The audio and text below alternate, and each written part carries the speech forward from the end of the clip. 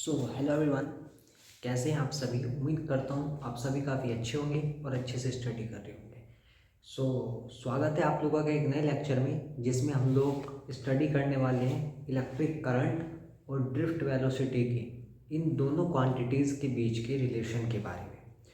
पिछला जो लेक्चर था हमारा वो था मोबिलिटी के बारे में। मोबिलिटी आपको अच्छे तरीके से समझ में आ गया होगा, और अगर नहीं आए तो मैंने इसकी प्लेलिस्ट बना रखी है करंट इलेक्ट्रिसिटी की, आप जाकर देख सकते हैं। करंट इलेक्ट्रिसिटी की नहीं बल्कि क्लास 9, 10th, 11th, 12th के जितने भी चैप्टर अभी तक मैंने कंप्लीट कराए हैं उन सब की प्लेलिस्ट मैंने बना रखी है। आप वहाँ पे जाके लेक्चर्स को देख सकते हैं। यकीन मानिए लेक्चर इतने ईजीएस्ट वे में मैंने सिंपलेस्ट वे में और कम समय में इफ़ेक्टिव एक्सप्लेनेशन कराई है। आपको मज़ा आ जाएगा देखकर। एक बार आप उन लेक्चर को ज़रूर देखें, और अगर शिकायत का मौका मिले तो कमेंट कर देना बिंदास होके, ठीक है। तो चलिए स्टडी करते हैं हम लोग इलेक्ट्रिक करंट और ड्रिफ्ट वेलोसिटी के बारे में, ठीक है। तो देखिए आज जो हम एक छोटा सा रिलेशनशिप दर्शाने वाले हैं, छोटा सा एक हम लोग डेरिवेशन करने वाले हैं। अच्छा मुझे ये बताइए कि अभी तक आपने करंट का ये जो फॉर्मूला है तो आपको रट ही गया होगा, I is equal to Q upon T, है ना। क्यू क्या होता है? Number of electron into fixed electron upon T. Clear है इतनी बात तो यहाँ तक। अच्छा अगर मैं बात करूँ इसके अंदर जो ये आपका कंडक्टर है, इसमें जो इलेक्ट्रॉन की वेलोसिटी वीडी है, ठीक है, पॉजिटिव टू नेगेटिव आपकी इलेक्ट्रिक फील्ड चल रही है, ठीक है। बैटरी से कनेक्ट कर दिया, एल लेंथ का कंडक्टर है, ए इसका क्रॉस सेक्शन एरिया है, ठीक है। वीडी इसकी इलेक्ट्रॉन की वेलोसिटी और करंट इसमें चल रहा है इस तरीके से, ठीक है। इतनी बात क्लियर है? ओके। तो अब अगर मैं बात करूँ नंबर ऑफ डेंसिटी की एंड डेंसिटी की, अगर मैं बात करूँ नंबर डेंसिटी की, तो क्या देखो वो जो इलेक्ट्रॉन है वो बहुत छोटा है, और उस इलेक्ट्रॉन वो इतना छोटा है कि वो जो कंडक्टर है ना, इसे बिल्कुल 3 डायमेंशनल वर्ल्ड की तरह लग रहा है ना। तो इसलिए हम कह सकते हैं कि उसको हम volume, number of upon volume. तो हमने वॉल्यूम इसलिए लिया क्योंकि वो इलेक्ट्रॉन बहुत छोटा है, और वो इतना छोटा है कि उसको ये जो कंडक्टर है ना वो 3 डायमेंशनल वर्ल्ड की तरह लग रहा है, ठीक है। तो एन अपॉन वी हो गया, ठीक है। अब मैं बात करूँ अगर यहाँ से n की वैल्यू निकालना चाहूँ यहाँ से n की, तो n की वैल्यू कितनी आ जाएगी? Small n into V. और वॉल्यूम क्या होता है? Area into length. Class 11th में भी पढ़ा था आपने, है ना। तो वॉल्यूम क्या होता है आपका? एरिया इंटू लेंथ, चूंकि v is equal to A into L, ठीक है। ये वैल्यूज आ गई यहाँ पे आपकी, n की वैल्यूज आ गई ना।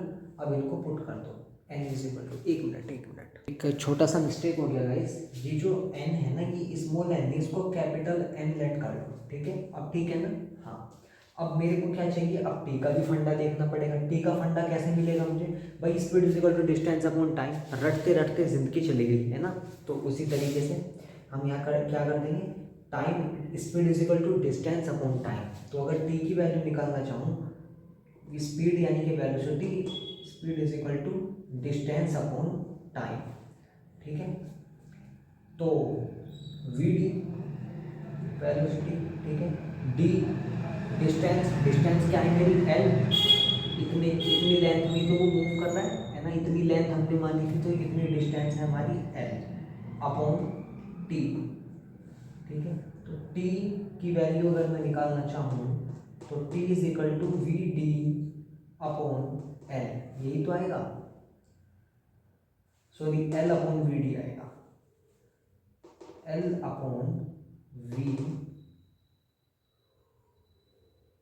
डी, ठीक है। सॉरी थोड़ा कंफ्यूजन हो रहा है ठीक है, यहाँ से याद है, ठीक है। इसको आप लैंग्वेज के साथ करना, ठीक है। मैं तो ऐसे ही करा रहा हूँ डायरेक्ट, आपको पूरा लैंग्वेज के, अब आप बड़े बच्चे हो गए तो लैंग्वेज वगैरह तो आपको आना चाहिए, है ना।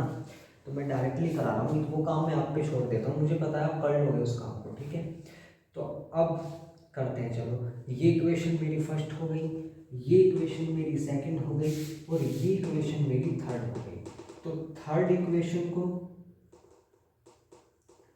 सेकंड इक्वेशन को हम लोग फर्स्ट में पुट करते हैं, ठीक है। तो चलिए n की वैल्यू n a l इसमें पुट करूँ तो i is equal to n की वैल्यू कितनी आई? n into L into E upon T, T कितना है, टी कितना है, एल अपॉन वी डी, ये रहा एल अपॉन वी डी।